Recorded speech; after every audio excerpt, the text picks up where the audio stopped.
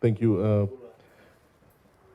PS Wycliffe, the PS of Waterways and Environment, and Director Environment, Ms. Singh, Director Research and Policy, Mr. Amit Singh, um, the Director Waterways Operations, Mr. Mahendra Kumar,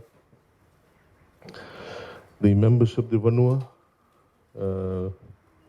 the Turangani Naiveiveiwali village, our mothers, sisters, ladies and gentlemen, Bulavinaka to you all.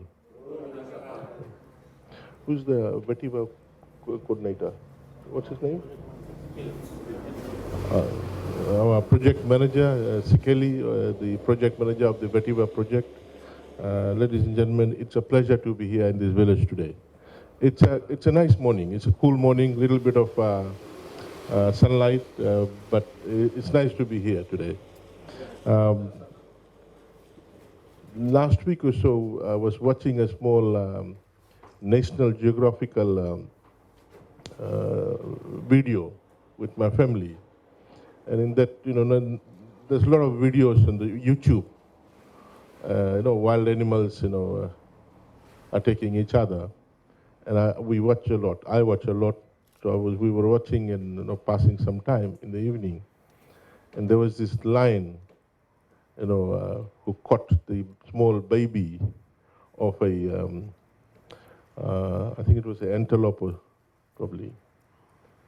And all these people who enter there with their armor guard vehicle, they watch and take movies of that. They visit the safaris.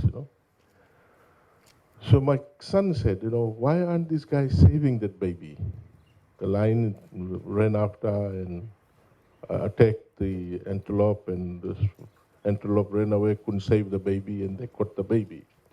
He said they could have saved because, of course, when they enter the park, or enter this wildlife area, Masai Mara, etc., they definitely probably have a gun or something. They can even make a sound, and then the lion will run away and leave the baby.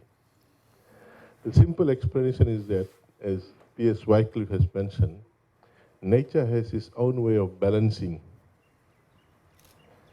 and we should not interfere in that. We are there, okay, they went there to watch it, but there's nature's own way of balancing and managing the carrying capacity. Nature.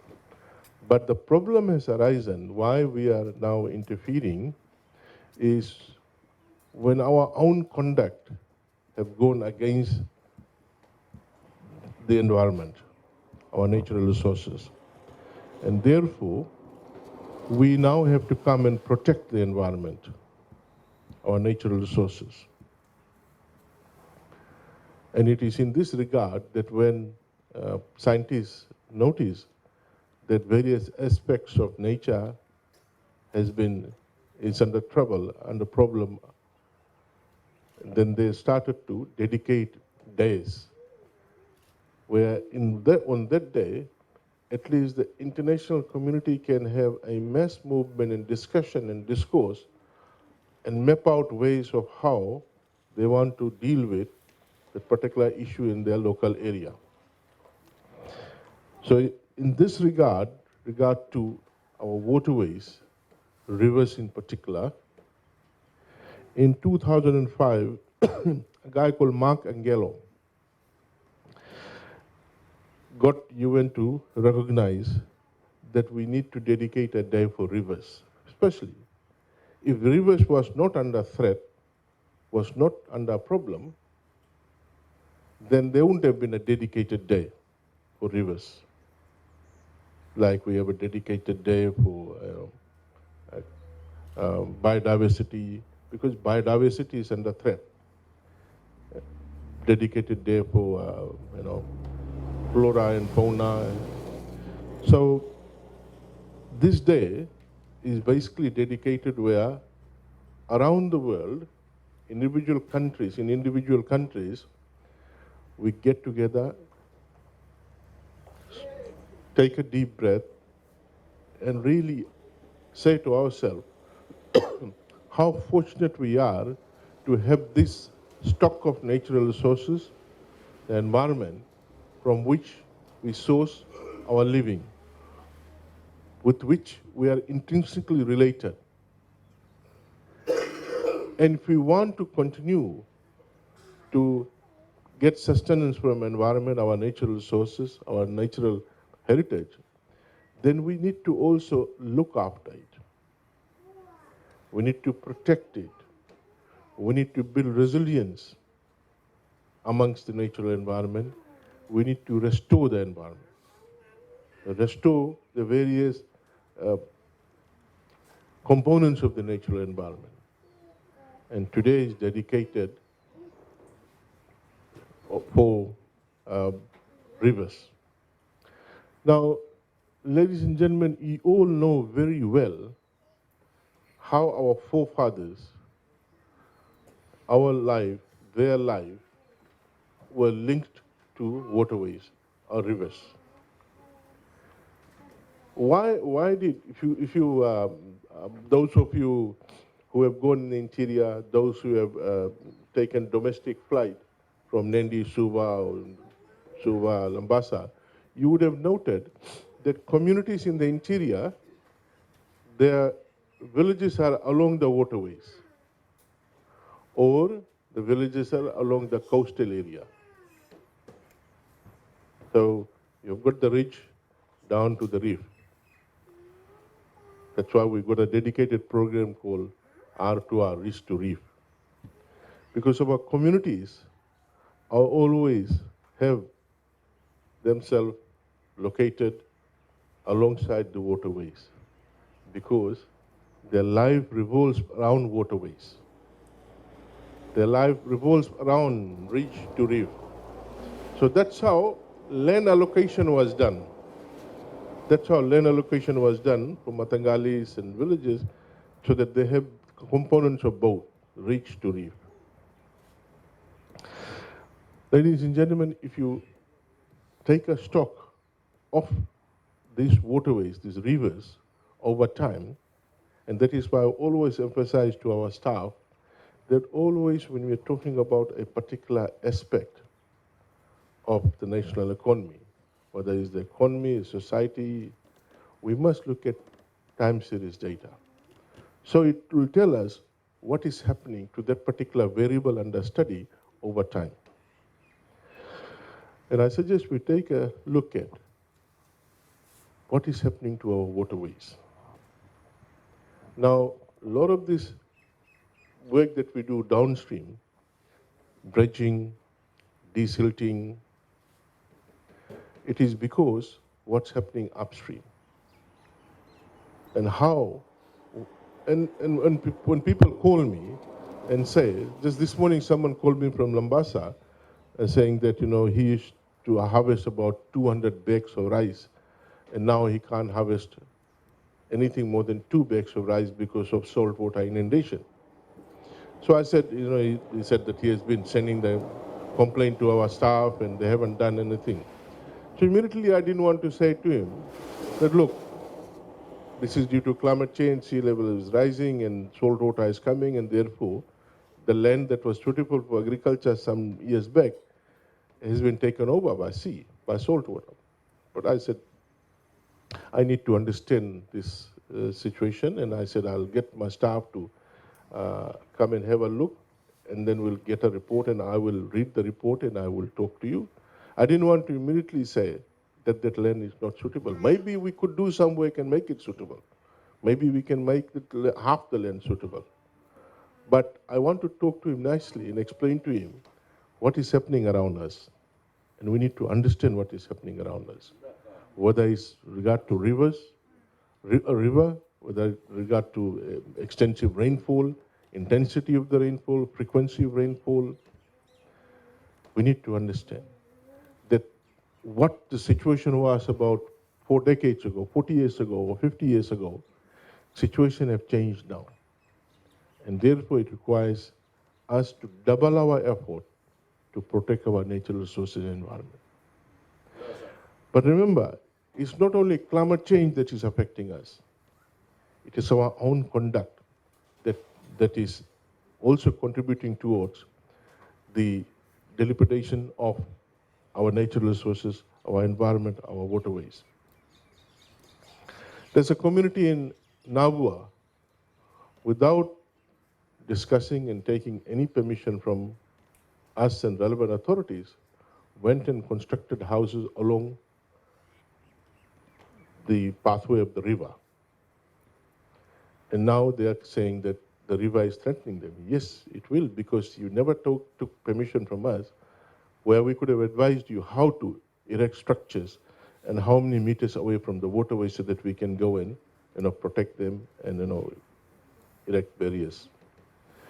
So, ladies and gentlemen, our own conduct is causing much harm to our waterways. And we must now rise up and say to each other that we will protect our waterways, our rivers. As a nation, most of our communities live, as alluded to earlier on, in close proximity to the banks of waterways. It therefore becomes very important that not only those living around that area, but also those of us who are living in the urban area and are traveling frequently and extracting resources also must take cognizance of the fact that our waterways are being threatened by our own human activity, our own conduct, industrial activity, agricultural activity. People are planting crops right to the edge of the waterways, which will then be uprooted and therefore destabilizing the banks. Excavation works are happening on the banks, thus destabilizing the banks and resulting in erosion, scouring of the banks. People are constructing houses alongside the riverbank, thus and weakening the stability of the riverbank. This has to stop. This has to stop if we are to protect our waterways. Not only protect our waterways, but protect the arable land around the waterways. If you look at Singatoka Valley, the Singatoka River there, on an average, we are losing about 10 meters every year, 5 meters both sides on an average, because of riverbank erosion. That is the level at which we are losing. That is the rate at which we are losing arable, fertile land from an area which was proudly termed as the salad bowl of Fiji. And if we don't rise up and don't do quickly start protecting our waterways, we will basically be losing a lot of our arable land, good fertile arable land, and thus we'll have to move upstream. So, ladies and gentlemen, the Waterways and Environment, Ministry of Waterways and Environment will work with the communities to ensure that we protect our communities from from rivers which used to be and still are a source of sustenance for them. I want to thank the Korean Embassy, the government of South Korea, for providing funding to us under the Wainibuka project to use nature itself to protect our waterways, our riverbanks. I want to today take the opportunity to announce that we will quickly regroup and over the next 10 to 12 month period undertake nature-based solution through Wainibuka technology to protect 50 river sites. These include at Naiveiveiwali village, here at Naiveiveiwali village, Nambowa village, Nasaimbitu village, Naituvatu village, Nangia village, Tailevu village, Balekininga village, Nailanga village, Manu village, Lutu Wainibuka village, Nabuso Agriculture School village, Kasabu village, Nangali village, Nakini village, Nakorvo village, Nanganivatu village, Seria village, Waindrathia village in the central division. In the western division, Namamangi village, Mavua village, Laselase village, Tonga village, Nayawa village, Rewanga village, Dumbalevu village, Singatoka village, Yavulo village, Watua village, Hunagoro village, Tubu village, Memana village, Keasi village, Raravo village, Naviango village. In the northern division, Nakama village, Bunivao village, Bitina village, Bunivesi village, Sabundondro village, Watukuda village, Yeroi village, Nakama village, Dongeloa village, Sosua village, Bunivao village, Bulileka village, Tambia village, Novunio village, Driti village. So ladies and gentlemen, these are the 50 sites that we want to quickly, over the next 10 to 12 months, these rivers, along these villages, we need to protect this community and also stabilize the bank of the rivers so that communities can live without fear that someday they will lose their houses, lose their infrastructure. We want to thank all the communities so far that where we have worked to protect them for their cooperation, for their understanding, and for their vision about the importance of waterways. I also want to take this opportunity to call upon all those who are interacting with our waterways to take advice from experts that we have within the Ministry of Waterway Environment, not to destabilize the riverbank, those who are working in the catchment and watershed upstream, to ensure that they don't throw any offcuts, rubbish in the waterways comes down and affects the infrastructure as well as fills up the river, and therefore water overspills and affects the agriculture and also neighboring communities. I also want to ask those who are undertaking agriculture activity upstream to ensure that they do not undertake unsustainable agriculture practices which results in washing away of the topsoil, the good quality topsoil, into our waterways, and therefore contributes to siltation of our waterways, reduces the waterways' capacity to discharge water, and therefore affects the neighboring communities and villages and their own livelihood. So, ladies and gentlemen, moving forward, we recognize the critical need to manage our waterways, which we term is at our local commons. And I do urge that we only can do this. We can only protect the waterways and therefore protect you all if we work together. If you think, oh, we can only do it because we are the ministry, we can't if we don't have cooperation from you, because you are there full time. We will come with our resources, but we need to work together. And I want to thank this community and a few other communities that so far we have worked very closely. So on this day, the World Rivers Day, I urge everyone in this country to commit to the fundamental transformation within the communities and agree that we will protect our natural resources, our waterways, our environment. We will stop throwing rubbish in our waterways. We will protect our waterways. We will stop digging along the river banks. So we'll stop destabilizing our river banks. And we will treat our waterways as our national natural heritage and national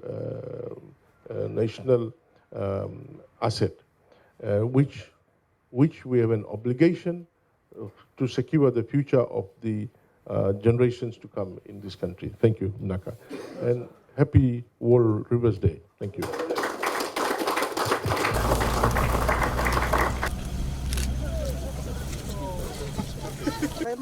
Look here. Set. Right. Can release, wash their hands.